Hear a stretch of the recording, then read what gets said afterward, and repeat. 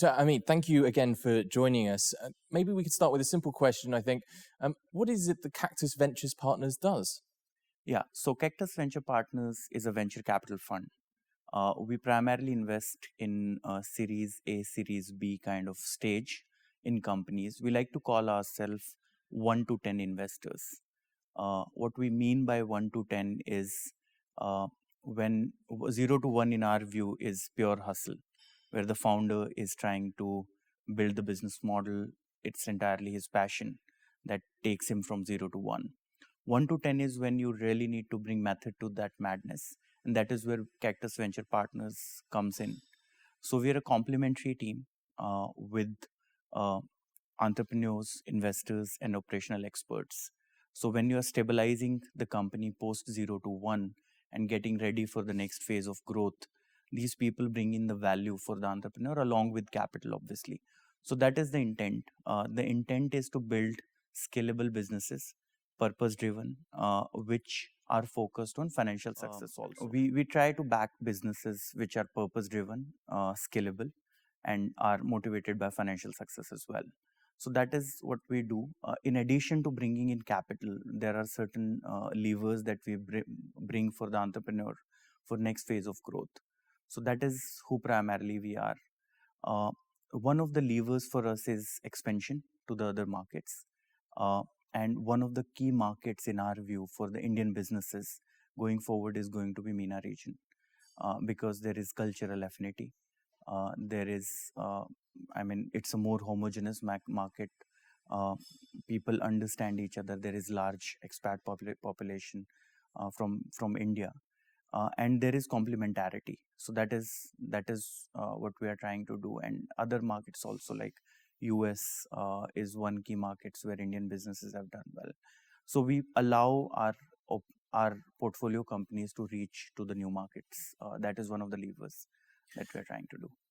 Okay, so be specific with me here. Can we talk a little bit about the what kind of investments you've made so far and what your track record has been? So within this fund, we have made 5 investments so far. So we primarily invest in 2 verticals. One is technology. When we say technology, it's a relatively broad vertical, but within that, there are specific segments that we invest in, like health tech, B2B SaaS, or clean tech, ESG, but uh, environment, social governance, and all those sectors. So those are on the tech side that we invest in. We have invested in 3 tech companies so far. We invested in a counterparty risk mitigation platform, which is a company called Rubix. We just closed an investment in a clean tech company. It's the name is not in public domain yet, but the company primarily recycles the materials that goes into lithium ion battery. So what it effectively does is it reduces CO2 emissions for its clients. Uh, we invested in a company on health tech space, which uh, removes the pain points for payer and provider and the consumer, because the insurer and the hospitals don't trust each other. We're trying to resolve that. Uh, so these are the 3 on the D2C, on the tech side, that we have invested in. Then we have made 2 on direct to consumer brands. One is a fashion brand. India is uh, probably one of the oldest culture, but there is no luxury brand that has come out from the Indian market. So we are trying to bring this company AMPM, which has very high, very good design sensibilities, that are have potential to go international. And we invested in Ayurveda. You might have heard about yoga, right? That was a rage over the last few years. The next science from India is Ayurveda. We invested in this company, which in Ayurveda space, and has a long product pipeline. So these are the kind of investment that we have made. So both purpose, where we can bring value, and within certain sectors where we think there is growth potential at this point in time. And out of these 5 companies, maybe you could talk to me a little bit about the value that you've brought to your portfolio of companies. Team that we have is a combination of entrepreneur, investors, and operational expert. One of our journal partner has built a company himself. He started in 2002. It's a $100 million revenue company. So he has seen multiple cycles himself, and it's a privately held company. So he started with his brother, his Anurag. Uh, so he he brings in a lot of horizontal capabilities that we call in terms of tech scale up, in terms of brand building and digital marketing, in terms of organization building across geographies, because the Cactus Communications that Anurag built is a multi-geography company, and it's generating revenues from one of the most difficult markets for Indian companies like Japan, South Korea, and Taiwan and all that. So with his experience, we are very uniquely placed to add value to the portfolio companies that we invest in. So once we have invested, there are four key levers that we bring value. One is tech scale up, because of the experience of the team and with Anurag's capabilities. The second is org development and hiring, because we have deep network because of being an entrepreneur in the market as well, and have built multi geography organization is probably the most difficult to build. He has done it multiple times.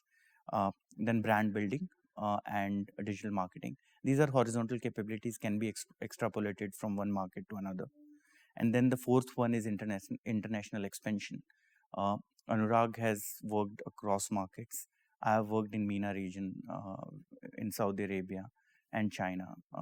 And our third partner has worked in both markets as well.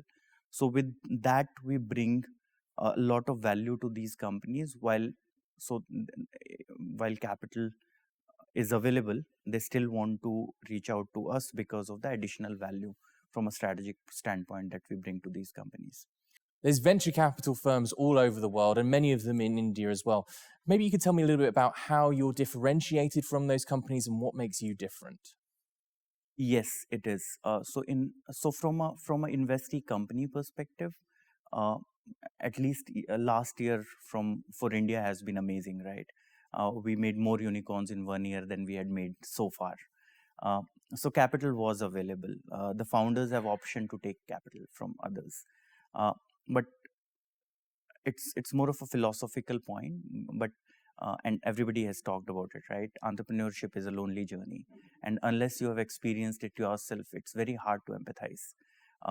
So in our team, out of uh, we are 3 GPs and 1 venture partner. 2 of them are entrepreneurs themselves. They have built their own businesses. They have seen the struggle which different cycles bring. uh, they have seen the moments where you want to give up, right, and you still continue to hold on.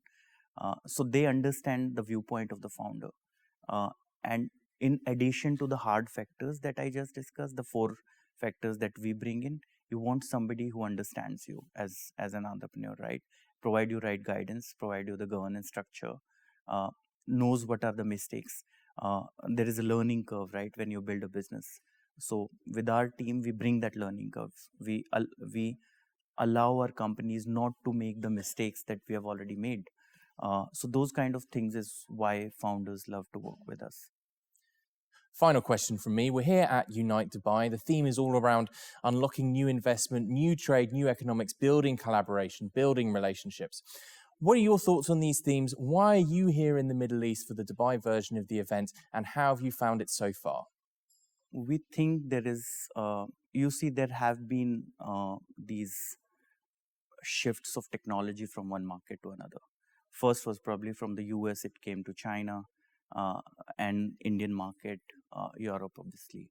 The next one was Chinese companies started coming to India before the geopolitical issues started, and the tech was transferred. Now we think the next phase of growth is going to be from India to the MENA region.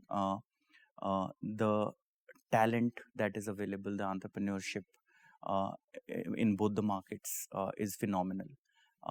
But from the you know the breadth of talent perspective and the market affinity perspective, the the culturally Indian market and MENA market uh, are much more,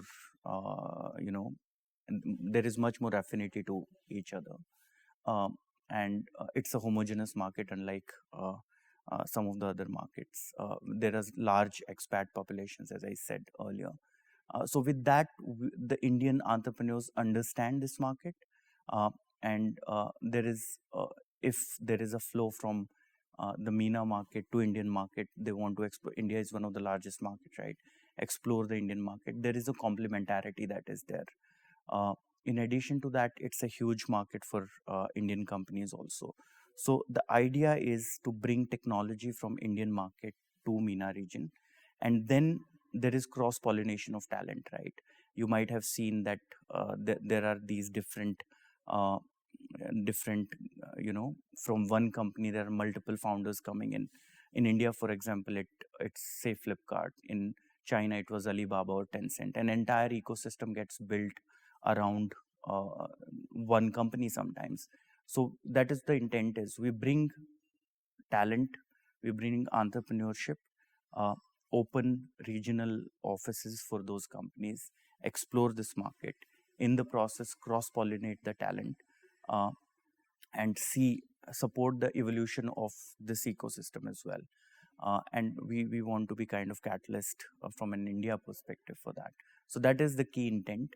We see a lot of value for both the ecosystems in both India and Middle East. Well, on that note then, Amit, I'll thank you very much for your time. Appreciate you taking time to speak to us, and I look forward to seeing you at the conference later this evening. Thank you so much. Thanks a lot. Thank you. Thank you.